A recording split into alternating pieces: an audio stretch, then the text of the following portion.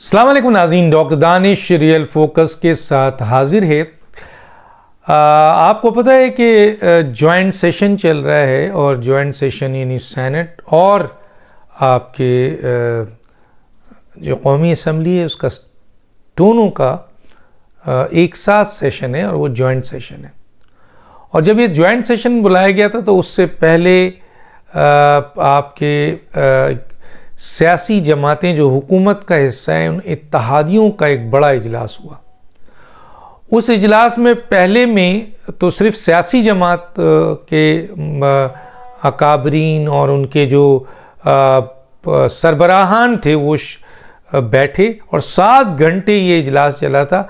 And उसके बाद अस्करी जो क़यादत है, अस्करी जो सरबराहान हैं, उन्होंने आपके इस मीटिंग का हिस्सा बने और उस मीटिंग में चंद अहम फैसले हुए थे जिसकी निशानदेही हम पहले कर चुके हैं।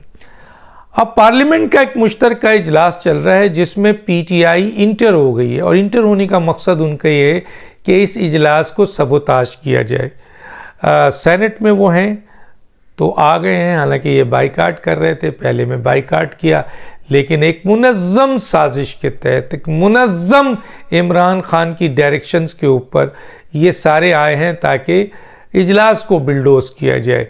और जैसे ही आए, इन्हें मौका मिला बोलने का, तो इन्होंने ऐसी ऑल फॉल गुफ्तगू की है पार्लियामेंट में जिससे साफ अंदाज़ा हो गया कि ये पार्लियामेंट का इस्तेहकाक मजरू करने आए हैं, जो पहले भी मजरू करते रहे। बहरहाल आज बहुत अहम एक इजलास था जिसमें प्राइम मिनिस्टर जनाब शहबाज शरीफ साहब ने एक तरफ प्राइम मिनिस्टर शहबाज शरीफ पार्लियामेंट में खड़े होकर आपके तकरीर कर रहे थे, तो दूसरी तरफ 5 रुकनी बेंच जो है उस बेंच में जिसमें जस्टिस बंदयाल साहब हैं, जस्टिस आपके Ata Bandial, justice Ijazul Hasan, justice Munib Akhtar, justice आपके क्या नाम है जमाल मंदोखेल, और मेरा ख्याल है ज़कास उस पे नकवी साहब भी हैं।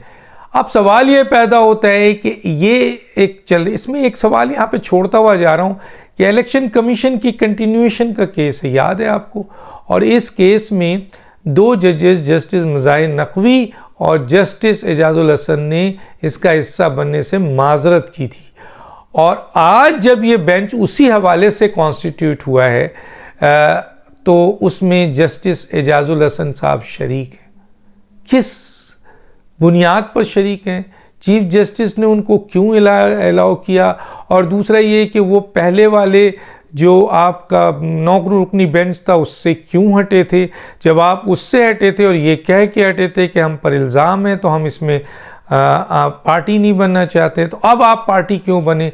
तो इसलिए लोगों का ये ख्याल है कि ये जो 5-3 के फैसले आने हैं 3-2 से, वो जस्टिस एजाजुल हसन की मौजूदगी में ही आ सकते हैं। तो बहरहाल ये एक फैक्टर था। उसके बाद यहाँ पर बात हो रही है कि क्या इलेक्शन कराया जा सकता है। इलेक्शन, क्योंकि ये सो मोटो नोटिस लिया था चीफ जस्टिस ने जिसके ऊपर फैसला आया था और जिसको लास्ट जस्टिस मंसूर ने और जस्टिस आपके जमाल मंदोखेल ने उड़ा के रख दिया और कहा कि ये ऑलरेडी 4-3 से आपका सो मोटो नोटिस रिग्रेट हो चुका है, मुस्तरद हो चुका है। लेकिन बहरहाल चीफ जस्टिस साहब चला रहे हैं, बेंच चल रही है, उसमें जस्टिस जमाल मंदोखेल साहब भी हैं। उनका ये स्टेटमेंट, उनका जो है वो उनके रिमार्क्स भी सामने आ रहे हैं, जस्टिस अमीन का भी मौजूद है। अब सवाल ये पैदा होता है कि एक तरफ ये डिस्कशन चल रही है और दूसरी तरफ पार्लियामेंट में वज़ीर आज़म रोना रो रहे हैं।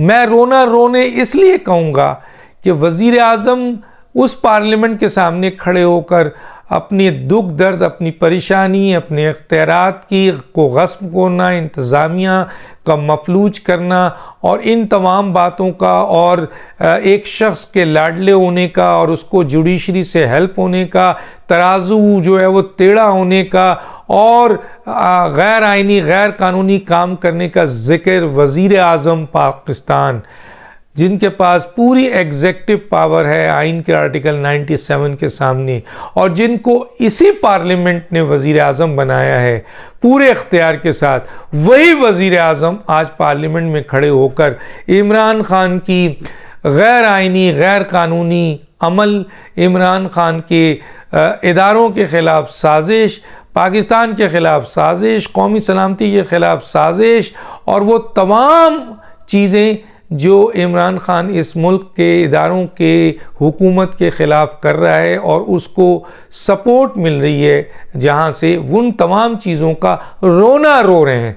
मेरा यहाँ पर एक सवाल है, और मुझ जैसे तालिब इल्म का जो पॉलिटिकल तालिब इल्म है या लॉ के तालिब इल्म है, कि इसी पार्लियामेंट ने आपको वज़ीर आज़म बनाया, फिर आइन आपको एग्जीक्यूटिव 97 का इख्तियार देती है, और आप वो शख्स हैं, अगर आप ही शिकायत करेंगे, आप ही रोना रोएंगे, आप ही जो है तमाम इख्तियारात रखने के बावजूद आप इन मसलों को पार्लियामेंट में लाएंगे, तो सवाल ये है कि ये जो आपको extra ordinary power, extra power आपको जो 97 आर्टिकल्स आपको आइन दे रहा है, और वज़ीर आज़म भी इसी पार्लियामेंट ने बनाया और बनाकर इसीलिए भेजा है कि जाइए अपनी काबीना के साथ लॉ, कानून और आइन के मुताबिक इस मुल्क को चलाइए।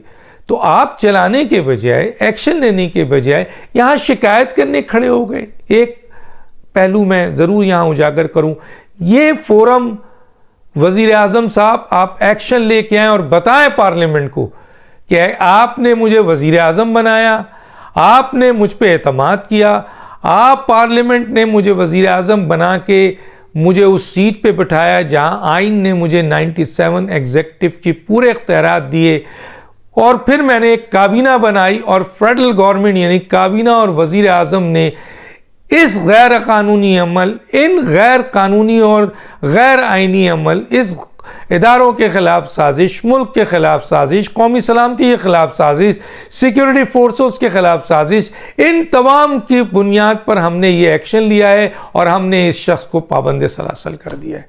और आज मैं पार्लियामेंट में अपने इन तमाम इख्तियारात को इस्तेमाल करके जो एक्शन लिया गया है वो आपके सामने पेश करूँ, तब तो बात बनती। आपने कोई एक्शन नहीं लिया है, और आप पार्लियामेंट में आए हैं, और पार्लियामेंट से क्या चाहते हैं? पार्लियामेंट ने आपको वज़ीर आज़म बना दिया शहबाज शरीफ साहब, इससे ज़्यादा पार्लियामेंट आपके लिए और क्या कर सकती है? पार्लियामेंट आपके साथ खड़ी है, इसलिए पार्लियामेंट खड़ी है कि क्योंकि उन्होंने आपको वज़ीर आज़म बनाया है, इसीलिए खड़ी है ना। तो आप कौन सी राज की बातें यहाँ पे खोल रहे हैं? सबको पता है कि इमरान खान इस वक्त क्या कर रहा है, रूल ऑफ लॉ तोड़ रहा है, आइन तोड़ रहा है, अदालती फैसले तोड़ रहा है, इदारों के ख़िलाफ़ साजिश कर रहा है, मुल्क के ख़िलाफ़ साजिश कर रहा है, आपके कौमी सलामती के ख़िलाफ़ हालात पैदा कर रहा है, मईशत को तबाह करने की साजिश कर रहा है, यहाँ से बैनुल-अक़वामी इदारों को, बैनुल-अक़वामी दुश्मनों को इंटरफेयर करने की साजिश कर रहा है। सारे काम वो कर रहा है, और इस सारे काम को कंट्रोल करने का इख्तियार एग्जीक्यूटिव के पास है। माना। अब मैं आता हूं दूसरे पहलू पे कि आपको काम करने से, इस वक्त इंतज़ामिया को काम करने से जुडिशरी रोक रही है, बिल्कुल रोक रही है, जबकि जुडिशरी के पास 172 आइन का आर्टिकल 175 का 2 है, जिसके तहत उसकी जुरिडिक्शन महदूद है। लॉ और कानून के तहत, आइन के तहत वो काम कर सकता है, और हर मामले में, इंतज़ामी मामले में घुस नहीं सकता। यहाँ तो ट्रांसफ़र पोस्टिंग में भी लगता ये है कि शहबाज शरीफ की जो एग्जीक्यूटिव यानी इंतज़ामी इख्तियारात हैं, उस पर अदालत ने सो मोटो नोटिस लेकर कब्ज़ा कर लिया है और इनको काम नहीं करने दे रहे।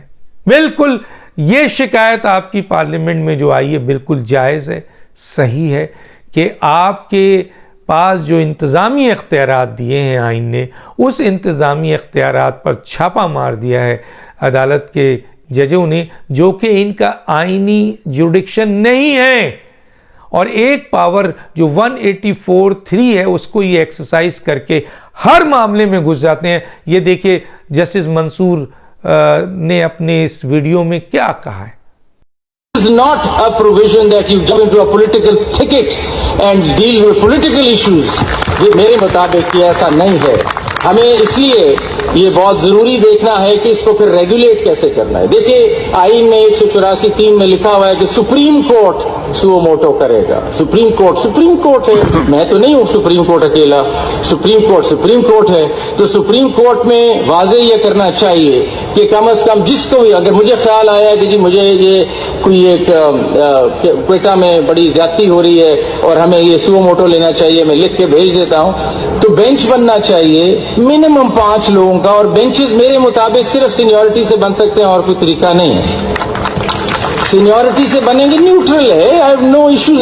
These 7 people or 5 people sit down and please examine. Do you think we should take a suo moto on it? And if they take a suo moto, they take a suo moto on it. And if they don't take it. मेरा कोई ताल्लुक नहीं, मैंने बता दिया उनको।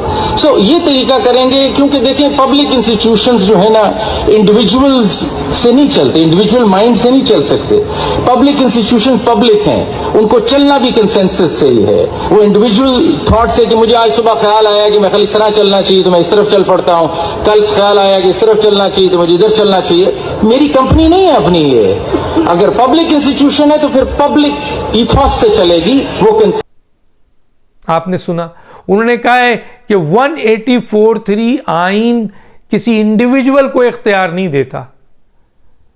हम कई दिनों से चीख रहे हैं कि इंडिविजुअल को इख्तियार नहीं है। सुप्रीम कोर्ट में 175 आर्टिकल से लेके 212 तक सिर्फ अदलिया के हवाले से स्टेटमेंट है और वहाँ सारे के सारे पावर्स सुप्रीम कोर्ट को दिया है। जस्टिस मंसूर ने आपने सुना, ग्रेट जज हैं, बड़े जज हैं, अच्छे जज हैं, कैरेक्टर वाले जज हैं। उन्होंने क्या कहा? उन्होंने कहा कि आइन 184(3) में सुप्रीम चीफ जस्टिस को इजाज़त नहीं देता, बल्कि सुप्रीम कोर्ट, और सुप्रीम कोर्ट का मतलब सिर्फ जस्टिस मंसूर नहीं है, जस्टिस आपके अता बंदयाल भी नहीं है चीफ जस्टिस, न चीफ जस्टिस काजी फाइजीस हैं। वो पूरी सुप्रीम कोर्ट है जो इस वक्त एक्टिव है, 15 जजेस की। ये है सुप्रीम कोर्ट, खुद कह रहे हैं वो। और क्या क्या कह रहे हैं आपने सुना। तो मसलन ये भी एक जज है, लेकिन एक दूसरी तरफ सारी ताकत अपने ऊपर रख के इंतज़ामी आपके इख्तियारात के ऊपर हमला। और यही प्राइम मिनिस्टर आज पार्लियामेंट में कह रहे हैं कि ये देखें हमला हुआ है। उधर इमरान खान मुकम्मल तौर पर साजिश पे साजिश किए जा रहे हैं और उस साजिश को तहफ़्फ़ुज़ में मिल रहा है और खुफिया राब्ते भी हो रहे हैं इंटरनेशनली, और यहाँ जो इसको रिलीफ दे रहे हैं उनसे भी ये पूरा अमल चल रहा है। इस मौके पे वज़ीर आज़म का ये प्रेस रोना धोना तो एक तरफ एक्शन ले, लेकिन दूसरी तरफ उनका ये कहना है कि मेरे पूरे इंतज़ामी इख्तियारात को मफलूज करके रख दिया है जुडिशरी ने, और जुडिशरी की जो ये ताकत जो इन्होंने खुद अपने तौर पर हासिल कर ली है, अब पार्लियामेंट का ये इख्तियार है कि वो ये देखे कि जब कोई इदारा अपनी जुडिक्शन से बाहर निकल रहा है तो पार्लियामेंट उनका हदूद और क़ऊद तायद करे, क्योंकि कानून साजी करने का इख्तियार है। चुनांचे अब पार्लियामेंट में जो तकरीर हो रही है वो ये हो रही है कि एक शख्स को, जिस तरह कल जस्टिस मंसूर और जस्टिस आपके जमाल मंदोखेल साहब ने अपने फैसले में लिखा कि एक शख्स को इख्तियार नहीं होना चाहिए, एक शख्स पूरी सुप्रीम कोर्ट नहीं है, एक शख्स सुओ मोटो नोटिस नहीं ले सकता, एक शख्स बेंच नहीं बना सकता जिससे इंसाफ बिखर के रह जाता है, इंसाफ तबाह हो जाता है। चुनांचे पार्लियामेंट इस पे बहस कर रही है और लगता ये है कि आज जितना सीरियस गुफ्तगू और अहम राज वज़ीर आज़म ने पार्लियामेंट के सामने रखा है, पार्लियामेंट का इजलास इस इख्तियार को महदूद करेगा और चीफ जस्टिस को मफलूज करके यहाँ पर उनको वही 176 जो आइन का आर्टिकल है कि चीफ जस्टिस भी एक जज की हैसियत रखता है, वो अलग बात है कि वो चीफ होता है और इन सब से ऊपर होता है। लेकिन नंबर, जिस तरह इलेक्शन कमीशन में 4 मेंबर और 5वां चीफ इलेक्शन कमिश्नर है, वोट में एक ही है, जिस तरह इनके वोट एक होते हैं, इसी तरह इनके इख्तियारात सीनियर जजेस में डिस्ट्रीब्यूट हो जाएंगे, फुल कोर्ट में डिस्ट्रीब्यूट हो जाएंगे और इख्तियारात को इस हद तक महदूद किया जाए कि वो अब इस बादशाही पावर या आपके डिक्टेटरशिप पावर से पूरे इंतज़ामिया को मफलूज ना कर दे। अब पार्लियामेंट में ये कानून साजी अब होने लगी है और ये जो इख्तियार रखने के बाद एक शख्स को ब्लैंकेट रिलीफ मिल रहा है, आउट ऑफ वे रिलीफ मिल रहा है, खुलकर रिलीफ मिल रहा है, ये अब उसका खात्मा होने वाला है। अब खात्मा होने वाला है, अब खात्मा होने वाला है इंशाअल्लाह। डॉक्टर दानिश इरादी, अल्लाह हाफिज़।